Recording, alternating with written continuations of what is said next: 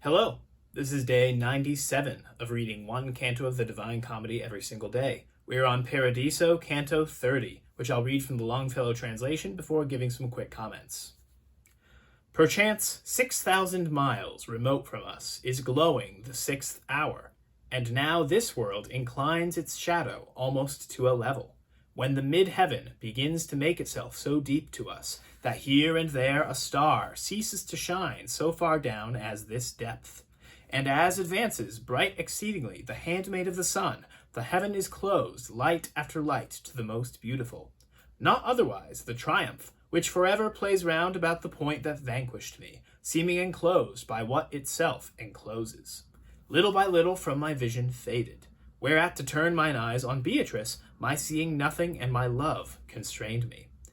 If what has hitherto been said of her were all concluded in a single praise, scant would it be to serve the present turn. Not only does the beauty I beheld transcend ourselves, but truly I believe its maker only may enjoy it all. Vanquished do I confess me by this passage more than by problem of his theme was ever overcome the comic or the tragic poet.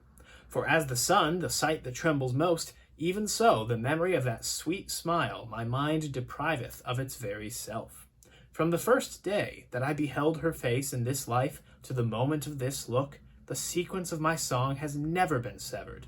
But now perforce this sequence must desist from following her beauty with my verse, as every artist at his uttermost. Such as I leave her to a greater fame than any of my trumpet, which is bringing its arduous matter to a final close. With voice and gesture of a perfect leader, she recommenced, "We from the greatest body have issued to the heaven that is pure light. Light intellectual, replete with love, love of true good, replete with ecstasy, ecstasy that transcendeth every sweetness. Here shalt thou see the one host and the other of paradise, and one in the same aspects which at the final judgment thou shalt see. Even as a sudden lightning that disperses the visual spirits, so that it deprives the eye of impress from the strongest objects, thus round about me flashed a living light, and left me swathed around with such a veil of its effulgence that I nothing saw. Ever the love which quieteth this heaven welcomes into itself with such salute, to make the candle ready for its flame. No sooner had within me these brief words an entrance found, than I perceived myself to be uplifted over my own power, and I with vision new rekindled me, such that no light whatever is so pure but that mine eyes were fortified against it. And light I saw in fashion of a river, fulvid with its effulgence, twixt two banks, depicted with an admirable spring. Out of this river issued living sparks, and on all sides sank down into the flowers, like unto rubies that are set in gold. And then, as if inebriate with the odors, they plunged again into the wondrous torrent, and as one entered issued forth another. The high desire that now inflames and moves thee to have intelligence of what thou seest, pleaseth me all the more it swells. But of this water it behoves thee drink, before so great a thirst in thee be slaked. Thus said to me the sunshine of mine eyes. And added, the river and the topazes going in and out, and the laughing of the herbage, are of their truth foreshadowing prefaces. Not that these things are difficult in themselves, but the deficiency is on thy side. For yet thou hast not vision so exalted.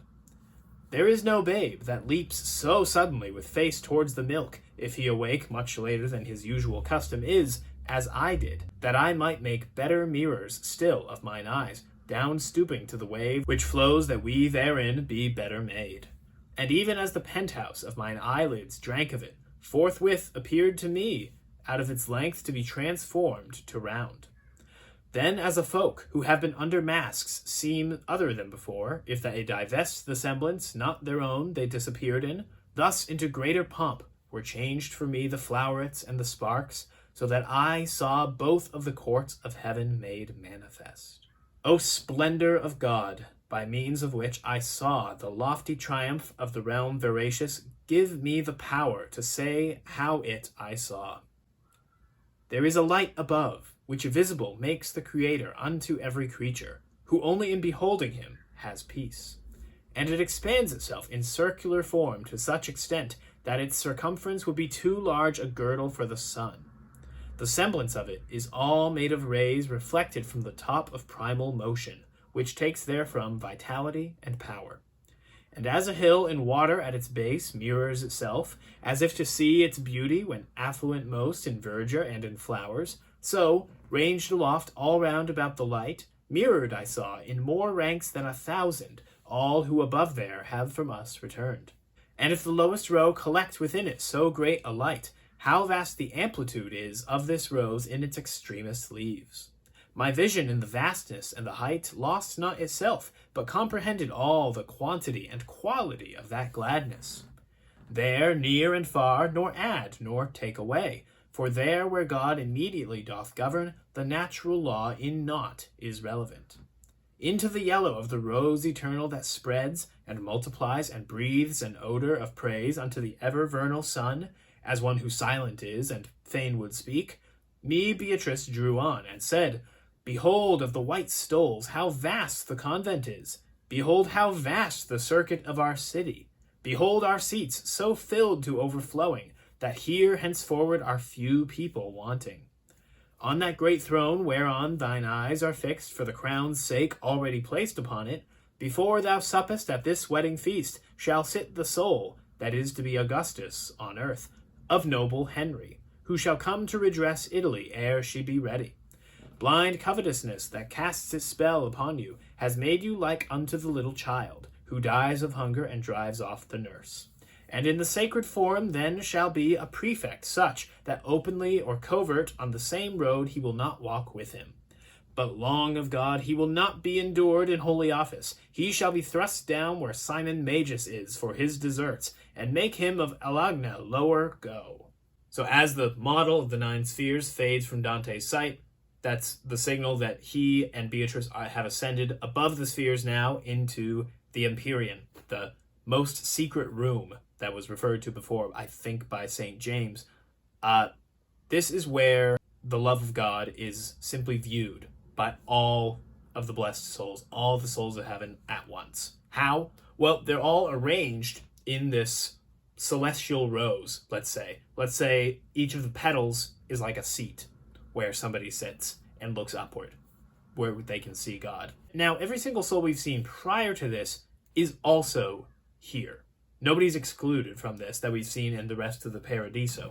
They are in both places at once. Just as on a corporal level, Dante went first to one sphere, and then to another sphere, and then to the other, and met these certain souls, and then these certain souls, right?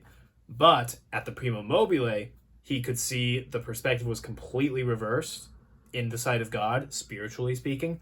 Just so, he could encounter some souls on different spheres, but they are simultaneously within the celestial rose, together with all the rest of the blessed of heaven looking up at God. There is a technical spiritual term for this. It's bilocation. Look it up. It's pretty neat. And not just the saints.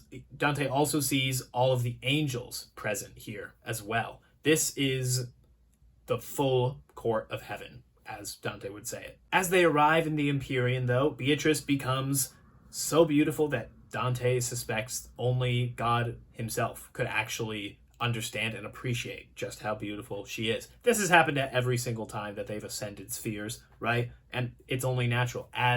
It actually follows the exact same process of loving the good that I talked about a few cantos ago. As Dante ascends through the spheres and his soul is impacted by them, he's able to see more and more of Beatrice's good, except Beatrice is in heaven. Therefore, she's perfect like God. And so she's only going to keep getting more beautiful. And now here in the Empyrean, it's too much. He absolutely cannot understand it. In fact, Dante the poet surrenders. He says, that's it.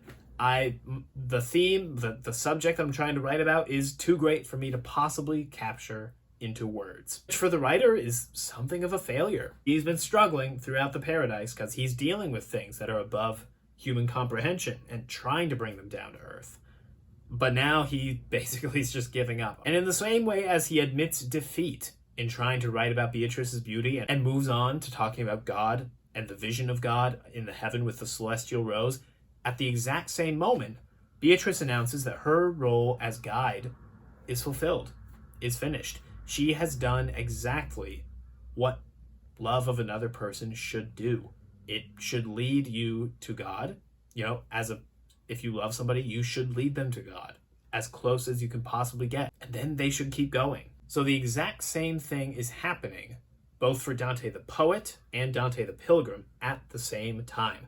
We're moving on from Beatrice to the vision of God. So this celestial rose is enormous. It's impossibly large, and yet Dante is perfectly able to observe all parts of it. How is this possible? Well, he explains, there, near and far, nor adds nor takes away, for where God rules directly without agents, the laws of nature in no way apply. The rest of the comedy is going to be concerning this celestial rose and its vision of the Almighty. Beatrice points out how it's filled with seats, they're innumerable, and yet there's not very many vacant seats left.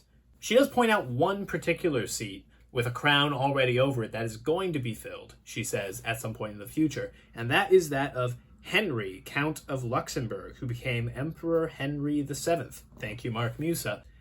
And Beatrice describes him as that great Henry who one day will come to set straight Italy before her time. Maybe this is who Beatrice was talking about 2 cantos ago, the one who would come to fix Italy on a civil level. The fact that in the Longfellow translation he's referred to as Augustus, and in the Mark Musa as predestined emperor, definitely invokes that Roman kind of theme, that theme of the Caesars returning. This is almost certainly who she was talking about before. Beatrice also refers to Clement V, the Pope at this time, who publicly is a great Christian, great Catholic, follows all the doctrines, and is a great leader for the church, but privately, very terrible person. She says she guarantees that he's not going to be in office long before he is sent to hell. Mark Musa points out that this is in fact a prophecy that was already made back in Inferno, Canto 19. But it gives us a chance to talk about one of Dante's possible philosophical flaws. Let me know what you think of this. So, in Barolini's commentary on Inferno, Canto 7, of all places, she mentions how Dante had been accused of believing somewhat in determinism based on some of his poetry. Now, determinism would be the idea that people are predestined to go to heaven or hell before they've even made the choices that would lead them there. Now, we've gone over how it's a delicate balance to say both that God knows what's going to happen and you have free will to choose it, right? But determinism would lean towards doesn't matter what you do, it's still going to happen. And for Dante to, in Barolini's words, flirt with determinism shows itself when he predicts the future, when he does things like say, oh, well, this person's most certainly going to be in hell, or this person's most certainly going to heaven, like with Henry here or with Clement V, but also in the case of Inferno, Canto 7, which is where the reference came from, where he was talking about basically a zombie, a person whose body was possessed by a demon and continues to walk about the earth while their soul goes to hell, right? That's about as deterministic as you can get. There's no coming back from that. It was Cecco d'Ascoli who accuses Dante of determinism in his poetry and says that, look, you've really made a big mistake. You're not giving enough prescience to free will. You're putting too much onto the movement of the stars. We know that Dante's all about the movements of the stars. He's got the zodiac and the spheres throughout his poetry. Okay, sure. But he also, you guys know, because you've been with me this whole time, you know how often he talks about how the stars merely set the stage, your natural inclinations, but then you have the free will to determine what you're going to do with that. I do not know what Dante actually personally believed. If we go by his poetry, though, I would say that he probably does not believe in determinism. However, you could be led to believe so if you were not very careful about reading all of him. Imagine you read just the Inferno and then didn't get to, say, Purgatorio Canto 16, the center of the Divine Comedy, which is all about the preeminence of free will. So nobody knows, and Dante's not telling, but I would hope that Dante agreed with this criticism of his and said, yeah, I know, just read the rest of it. That's all for today, though. I'll see you tomorrow.